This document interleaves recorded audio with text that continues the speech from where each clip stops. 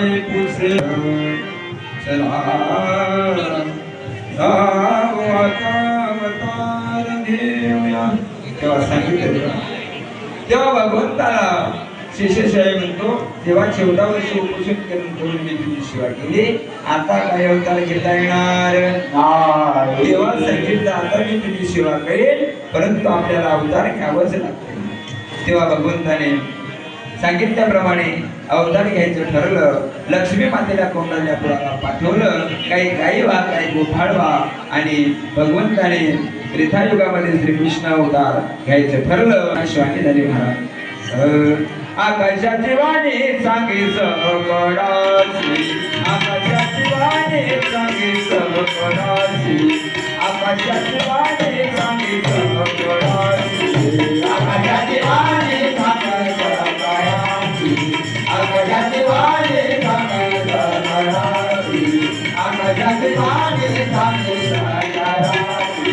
तळमळ मानसी करू नका, तळमळ मानसी करू नका, करू नका, तळमळ मानसी करू नका, करू नका.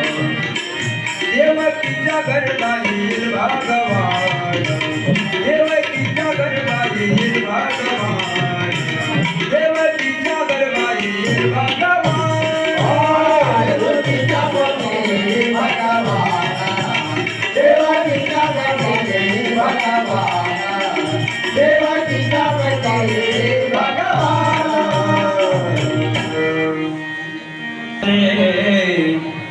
तळमळ मानसे करू नका, देवकीच्या गर्भातील भगवान, रक्षील मन गाई भक्त.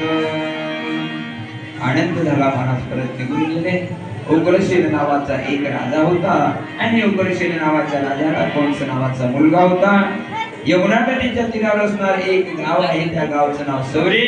सौरी गावामध्ये त्या ठिकाणी सुरसेन आपण गेल्यानंतर आपल्या पत्न्याचा घात करण्यापेक्षा आपण स्वीकार करण्याकरिता काही हरकत नाही, आणि त्या ठिकाणी निर्णय घेतला.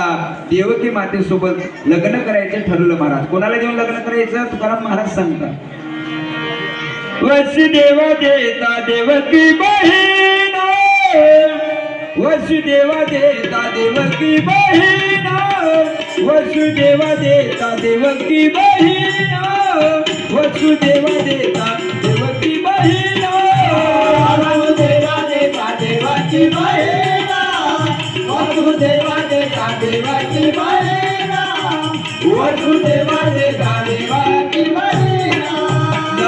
लग्नामध्ये विघ्न आले आहेत, लग्नामध्ये विघ्न आले आले.